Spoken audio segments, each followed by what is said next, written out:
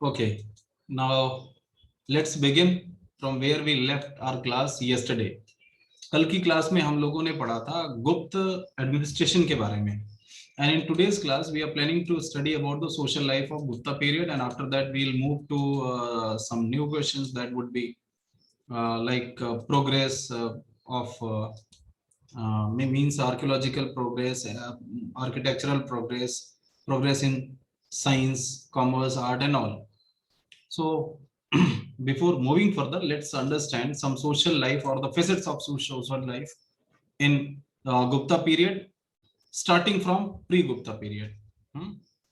तो pre Gupta period की हम बात करें, यानी गुप्तों के आने से पहले, तो हमें पता चलता है कि इंडिया में बहुत सारे फॉरेन इन्वेजन हुए थे. सही बात है. शक, कुषाण, हूण, ये सारे लोग, हूण तो खैर गुप्तों के टाइम पे आना शुरू किया, लेकिन उसके पहले शक थे, पार्थियंस थे, सीथियंस थे. इन्होंने तो आक्रमण करना शुरू ही कर दिया था. ग्रीक्स थे, बैक्ट्रियंस थे. हाँ जी बेटा. सर ये सेंट्रल एशिया से आए थे. हाँ, सेंट्रल एशिया से आ रहे थे और हिंदुस्तान में खास करके नॉर्थ वेस्टर्न पार्ट से घुस रहे थे.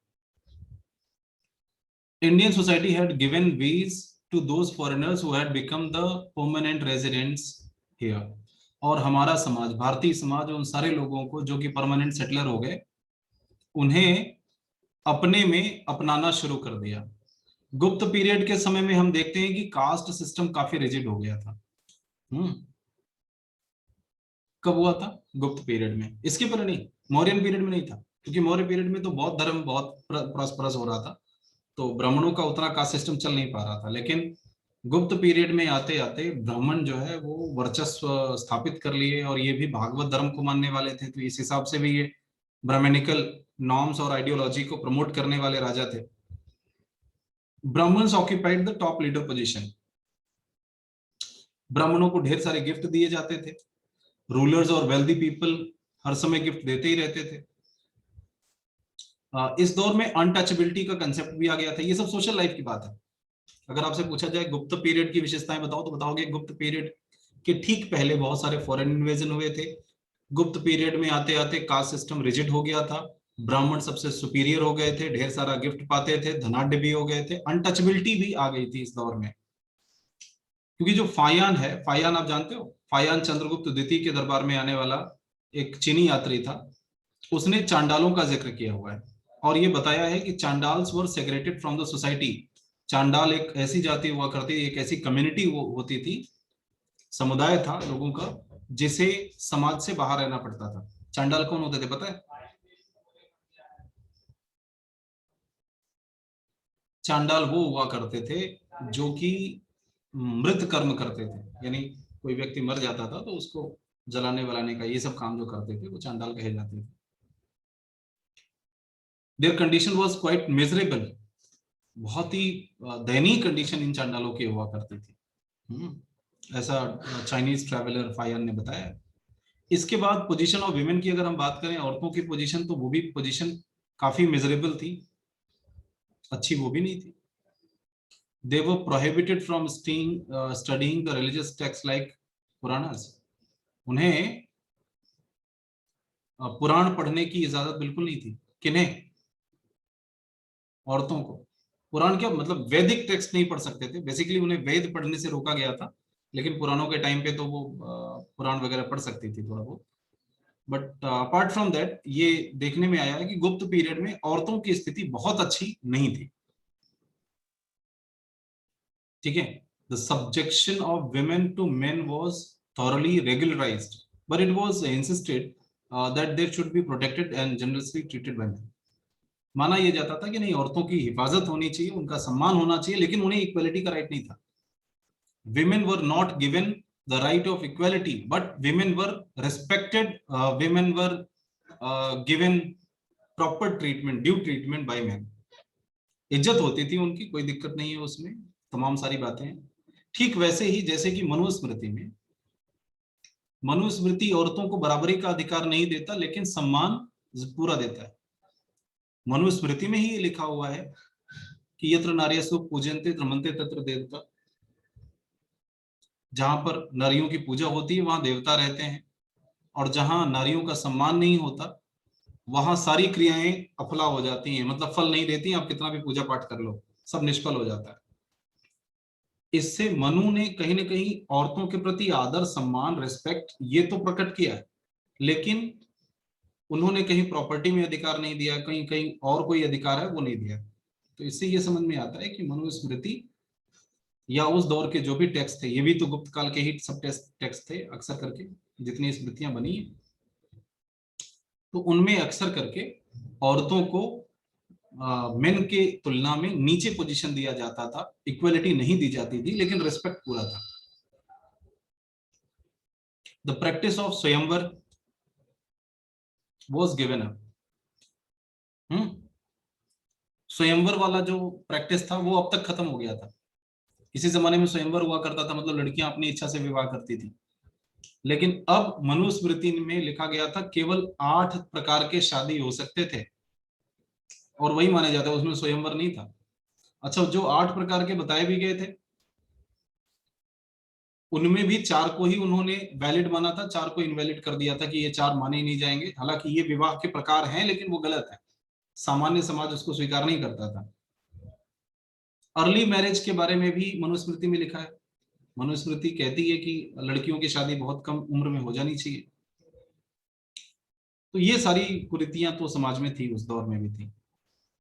ब्राह्मणिज्म उस दौर का सबसे बड़ा रिलीजन था, और ब्राह्मणिज्म में 2 प्रकार की ब्रांचेस हैं, एक है शैविज्म और एक है वैष्णविज्म, यानी विष्णु भक्ति की शाखा और शिव की।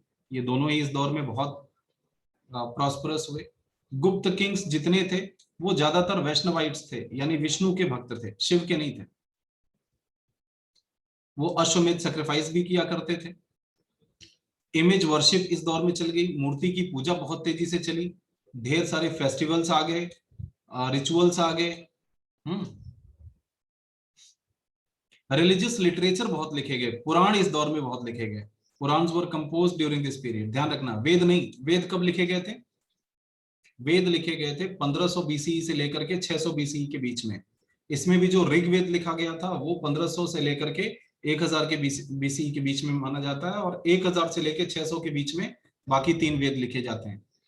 तो ऋग्वैदिक पीरियड और लेटर वैदिक पीरियड या उत्तर वैदिक पीरियड कहा जाता है इन सबको। The progress of Brahmanism led to neglect of Buddhism and Jainism. जैसे जैसे ब्राह्मणिज्म बढ़ा, बुद्धिज्म और जैनिज्म नेग्लेक्ट होते गए। फायान बताता है कि किस तरह से बुद्धिज्म डिक्लाइन कर रहा है गंगा वैली में। ये अलग बात है कि कुछ बुद्धिस्ट स्कॉलर्स उस दौर में भी थे जिनका बड़ा सम्मान होता था, जैसे कि वसुबंधु। वसुबंधु एक बुद्धिस्ट स्कॉलर थे जिनको गुप्त रूलर्स ने बहुत सम्मान दिया था। वेस्टर्न और सदर्न इंडिया में जैनिज्म अभी फ्लरिश कर रहा था। जैन काउंसिल इस दौर में वल्लभी में कराई गई, इसके बारे में भी पता चलता है। और यहीं पर जैनों में भी 2 पार्ट होता है, श्वेतांबर और दिगंबर का। तो श्वेतांबर के जो टेक्स्ट थे वो इसी दौर में लिखे गए थे। आर्ट और कल्चर के बारे में थोड़ा बात कर लें। गुप्त पीरियड में आर्ट और कल्चर में क्या क्या तरक्की हुई, ये सारी चीजें आप ध्यान रखना। सोशल लाइफ के बारे में गुप्त पीरियड का तो ये बताओगे। एडमिनिस्ट्रेशन आपको कल बताया ही था कि राजा बहुत बड़े बड़े टाइटल लिया करता था, और उसकी मंत्री परिषद होती थी। साम्राज्य को जो है वो प्रोविंसेस पे बांटा जाता था, जिसको भुक्ति कहते थे, और उसका जो हेड होता था वो उपरिक होता था। भुक्ति को आगे चल करके विषय में बांटा जाता था, जिले में बांटा जाता था, और जिला का या विषय का जो हेड होता था वो विषयपति होता था। जिले को फिर आगे चल करके नगर और गांवों में बांटा जाता था। जो नगर हुआ करते थे वहां पर नागरिक होता था हेड, और जो गांव होते थे वहां पर ग्रामिक होता था हेड। तो इस तरीके से ये बंटवारा होता था। पनिशमेंट्स बहुत ज्यादा नहीं हुआ करते थे, लोग जनरली प्रॉस्परस थे और जनरस थे, गिफ्ट वगैरह खूब दिया जाता था। जो फायान ने खुद बहुत अप्रिशिएट किया है गुप्त एडमिनिस्ट्रेशन को। आर्ट और कल्चर की अगर हम बात करें तो इसको कई सारे लोग गोल्डन एज कहते हैं। हालांकि बहुत सारे जो मार्क्सिस्ट इतिहासकार हैं वो इसको गोल्डन एज नहीं मानते। अब ये गोल्डन एज था या नहीं था, ये एक विवाद का विषय है, बहस का विषय है। जो इंडियन स्कॉलर हैं, नेशनलिस्ट स्कॉलर हैं, राष्ट्रवादी जो है विद्वान हैं, इतिहासकार हैं, जैसे केपी जायसवाल हुए, इस तरह के लोग जो है इन्होंने गुप्त एज को स्वर्ण युग कहा है कि ये स्वर्ण युग था, हिंदुस्तान का सबसे बढ़िया युग था। लेकिन इसी दौर को जब मार्क्सवादी इतिहासकार लिखते हैं, लाइक डी.एन. झा लिखते हैं या आर.एस. शर्मा लिखते हैं, इस तरह के लोग लिखते हैं, तो उन्होंने माना है कि नहीं, ये सामंती समाज की शुरुआत थी, ये कोई भी गोल्डन एज नहीं था। इस दौर में सामंत उभरने लगे थे, upper caste society lower caste का शोषण कर रही थी। अब सोचो, जहां पर शोषण वाला परंपरा चल रहा हो, वो कैसे गोल्डन एज हो सकता है? तरक्की चाहे जितनी हो जाए, मटेरियल वेल्थ चाहे जितना आ जाए, लेकिन इस दौर में जाति प्रथा आ गई थी, जो है औरतों के साथ भेदभाव होने लगा था, किसानों का शोषण होने लगा था, सामंती व्यवस्थाएं उभर के आ रही थी, तो इस वजह से ये गोल्डन एज नहीं हो सकता। तो दोनों तरह की विचारधाराएं हैं, यहाँ पर हम दोनों को समझेंगे और सबसे ज्यादा तो समझने की कोशिश करेंगे कि गोल्डन एज क्यों था, कैसे था। तो बहुत सारे लोग इसको पीरियड ऑफ रेनेसा कहते हैं, पुनर्जागरण का युग कहते हैं, कि इस दौर में साइंस और आर्ट कल्चर में इतनी तरक्की हुई, इस वजह से इसे गोल्डन एज कहना इट्स क्वाइट अप्रोप्रिएट। और लेकिन यहाँ पर एक और मुद्दा है, जब हम कहते हैं रेनेसा, तो जो यूरोप में रेनेसा हुआ था, उस तरह का रेनेसा हमारे यहाँ नहीं था। यूरोप में रेनेसा जो 15वीं 16वीं शताब्दी में होता है, हम ये जानते हैं कि 15वीं शताब्दी से पहले वहां पर एक डार्क एज जैसी चीज थी। मतलब एक ऐसा एज था जिसमें साइंस, कॉमर्स और आर्ट कल्चर, ये सारी चीजों में प्रोग्रेस ना के बराबर थी, नेग्लिजिबल थी। इस वजह से वहां डार्क एज था, तो रेनेसा आया। लेकिन हिंदुस्तान में तो कभी डार्क एज ही नहीं आया। हिंदुस्तान में कोई ऐसा एज नहीं है जिस एज में कोई तरक्की हुई ही ना हो। तो जाहिर सी बात है, हम तो कभी सोए नहीं, तो जो कोई सोया नहीं वो कभी जगेगा कैसे? तो अगर कोई कहे कि नहीं हमारे यहाँ पुनर्जागरण हुआ, हम फिर से जागे, तो फिर से तो हम तब जागेंगे जब हम पहले सोए हो। हमारे यहाँ डार्क एज नहीं था, तो काय बात करें ऐसा? ठीक है, तो ये ध्यान रखना है कि there was no dark period before Gupta rule. Therefore, the cultural progress witnessed during Gupta period may be called as culmination of Indian intellectual activities, nothing else. So, art and architecture में अगर हम बात करते हैं इस दौर में, तो in the history of Indian art and architecture, the Gupta period occupies the most important place. इस दौर में दो स्टाइल बहुत प्रॉस्परस हुए, नागर और द्रविड़। नागर स्टाइल उत्तर भारत में मंदिरों की स्टाइल होती थी। अच्छा, ये ध्यान रखना, एक बहुत इंपॉर्टेंट चीज बता दो कि सबसे पहले जो मंदिर बनने शुरू हुए थे वो गुप्त एज में ही हुए थे। गुप्त एज से पहले मंदिर नहीं बना करते थे। ठीक है, तो मंदिरों का बनना इसी दौर में शुरू हुआ, और दो स्टाइल में बनना शुरू हुआ। नॉर्थ इंडिया में नागर स्टाइल और दक्षिण भारत में द्रविडियन स्टाइल। तो एन और डी से आप याद कर लो, नॉर्थ नागर, दक्षिण द्रविड़,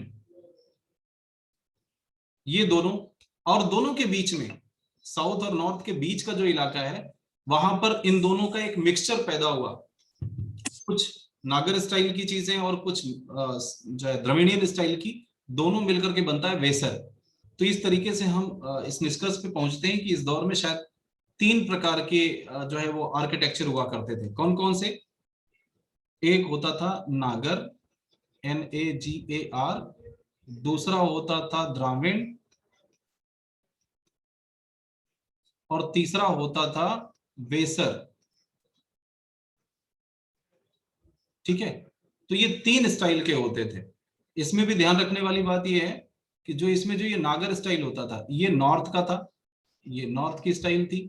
द्राविड़ ये साउथ की स्टाइल थी, और वेसर ये मध्य भारत की, दक्कन की आप कह सकते हो, दोनों के बीच की के जो जगह थे वहां की ये स्टाइल रही है। ठीक है, okay. But the most of the architecture of this period had been lost due to the foreign invasion like Huns. इस दौर में बहुत सारे मंदिर बनाए गए थे, बहुत इंपॉर्टेंट थे, लेकिन बाद में हुणों का आक्रमण हुआ तो वो खत्म हो गए, उसमें तोड़ फोड़ दिए गए। हाँ, जो बचे हुए टेम्पल्स हैं या केव पेंटिंग्स हैं, केव पेंटिंग्स कौन सी? केव पेंटिंग्स जैसे कि केव पेंटिंग महत्वपूर्ण वाली है अजंता एलोरा की, उसमें ज्यादातर जो गुफाएं हैं उसमें जो चित्र बने हुए हैं वो गुप्त पीरियड के हैं। वाकाटक राज्य के लोगों ने बनवाए हैं या राष्ट्रकूटों ने बनवाए हैं, जिन्होंने भी बनवाए हैं, लेकिन टाइम पीरियड घुमा फिरा करके गुप्त काल का ही पड़ता है। The temple at Devgarh near Jhansi and sculptures in the temple at गारवाज नियर इलाहाबाद, गढ़वा जिसको कहते हैं गढ़वा घाट इलाहाबाद में, या देवगढ़ झांसी में पड़ता है। इन जगहों की मूर्तियों को आपको देखोगे तो आपको पता चलेगा कि ये गुप्त काल में कितनी सुंदर मूर्तियां बनाई जाती थी। बाकी तो कई सारे नष्ट हो गए, लेकिन ये वो हैं जो कि अभी नष्ट नहीं हुए हैं, बचे रह गए किसी तरीके से।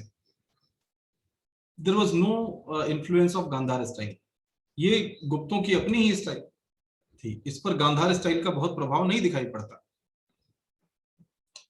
कुछ जगहों पर स्टैंडिंग स्टैचू बुद्धा के मिलते हैं, जैसे कि मथुरा में, उसमें थोड़ा बहुत ग्रीक स्टाइल मिलता है हमें। सारनाथ में तो बिल्कुल अलग ही किस्म का एक स्टाइल डेवलप हो गया था। भीतरी में आपको जो है स्कंदगुप्त का एक मोनोलिथिक पिलर मिलेगा जो बहुत रिमार्केबल है। मोनोलिथिक पिलर का मतलब क्या हुआ? एक ऐसा पिलर जो एक ही पत्थर, एक ही चट्टान को काट के बनाया गया है, वो पूरा खंबा एक चट्टान को काट के बनाया गया है। इस दौर में मेटलर्जी ने भी बड़ा विकास किया था, मतलब मेटल के मामले में। कैसे पता? क्योंकि आपको अभी थोड़ी देर पहले बताया था ना, मेहरौली में वो जो दिल्ली का आयरन पिलर है वो गुप्तों के पीरियड का ही है, लेकिन आज तक उसमें रस्ट नहीं लगा है। वो मेटलर्जी का बहुत बड़ा एग्जांपल है। इसी तरह से बहुत बड़ा एक कॉपर स्टैचू मिला हुआ है बुद्धा का, जो ओरिजिनली सुल्तानगंज में था, लेकिन अब वो बर्मिंघम म्यूजियम में रखा हुआ है। तो वो लगभग 7.5 फीट ऊंचाई का है और 1 टन से ऊपर का वजन है, और वो भी मोनोलिथिक है, एक ही पत्थर को काट के बनाया गया। तो ये सारी चीजें, सॉरी पत्थर को कह रहे हैं, कॉपर, कॉपर से वो बनाया गया, इतना भारी और इतना बड़ा मूर्ति। उसके बाद फिर जाकर के, ये अलग बात है कि आज के जो दौर में टेक्नोलॉजी बढ़ गई है तो हमने आयरन स्टैचू बनवा डाला है लौह पुरुष सरदार वल्लभ भाई पटेल का, लेकिन जिस जमाने में इतनी टेक्नोलॉजी नहीं थी तब भी 7.5 फीट की प्रतिमाएं बनाने की कला हिंदुस्तान में थी, और वो भी मेटल से।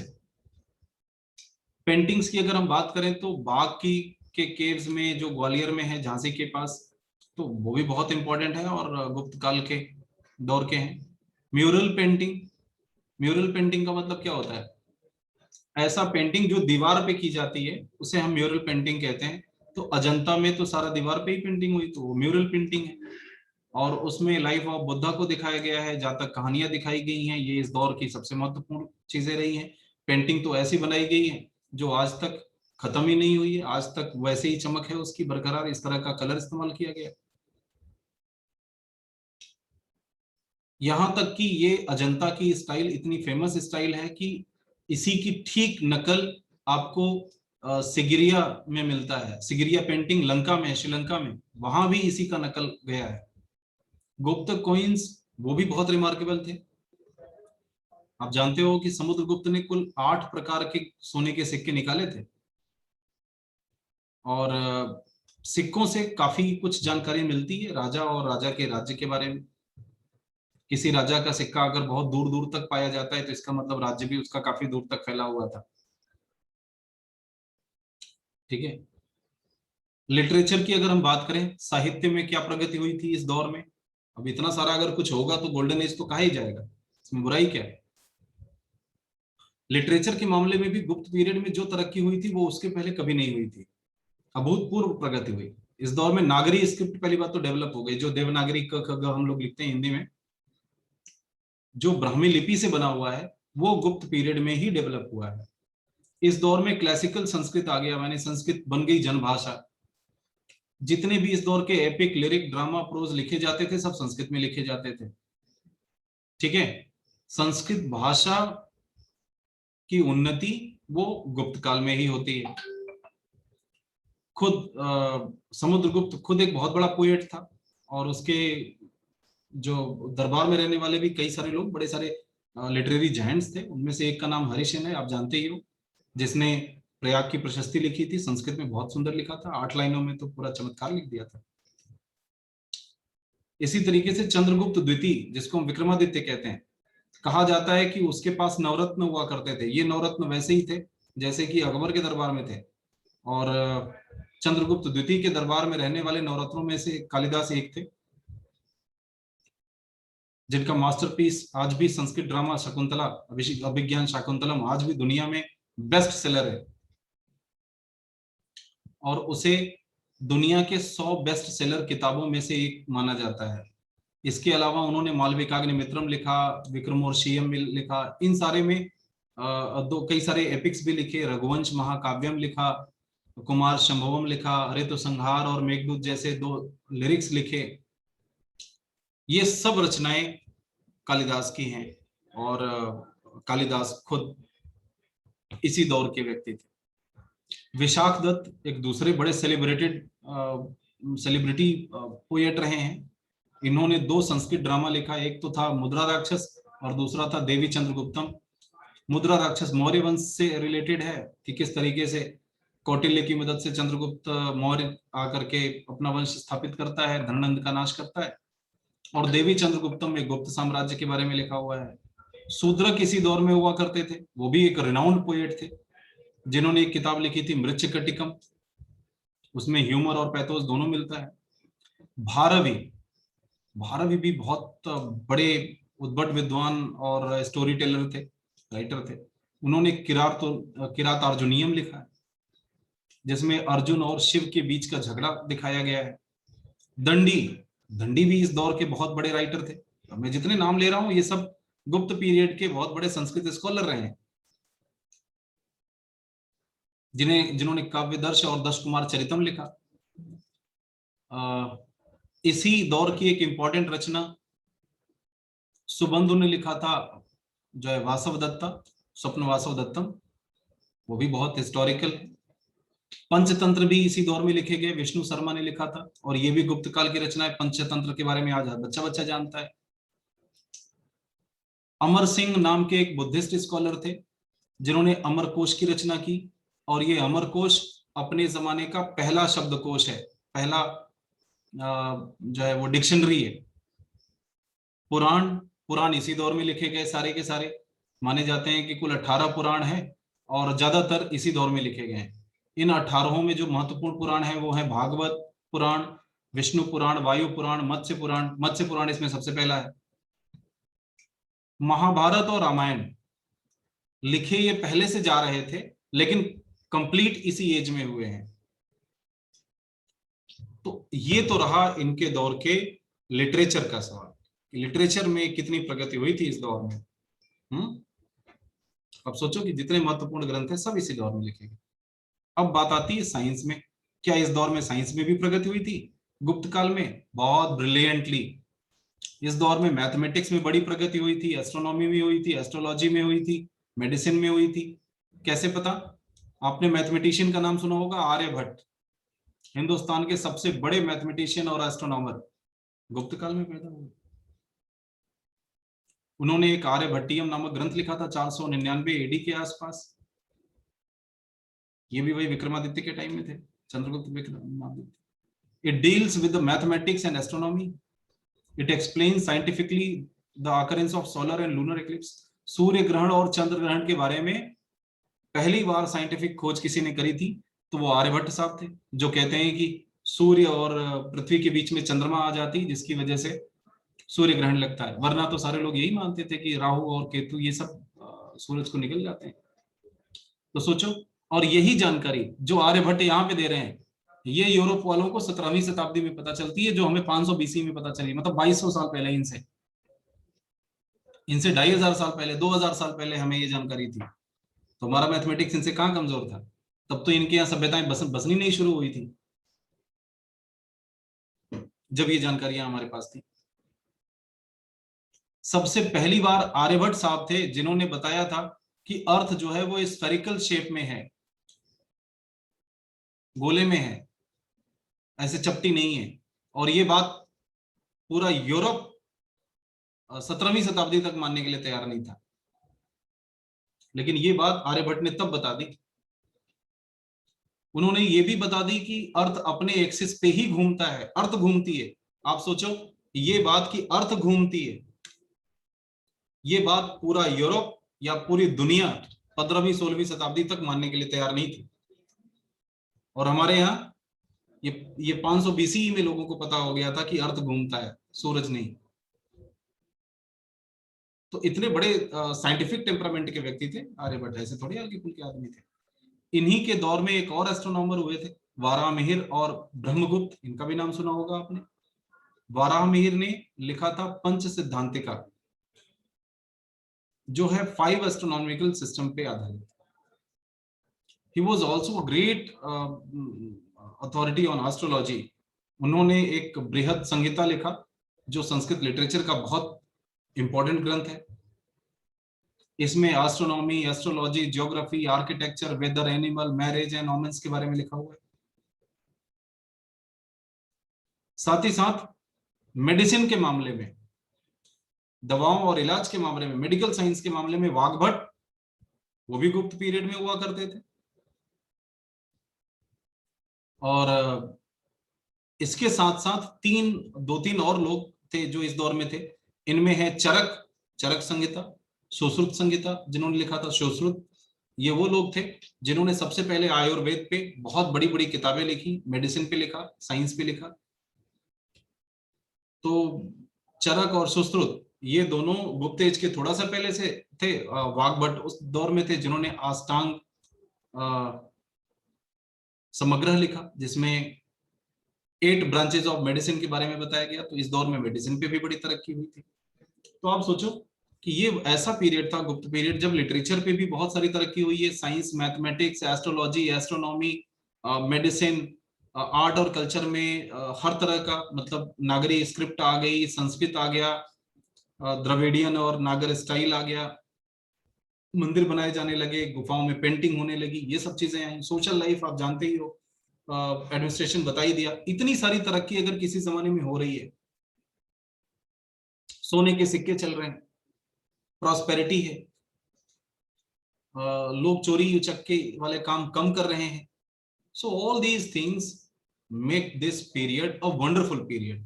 इतना कुछ तरक्की सुनने के बाद क्या आपको लग रहा है कि ये गोल्डन पीरियड कहना इसको ठीक है या गलत है?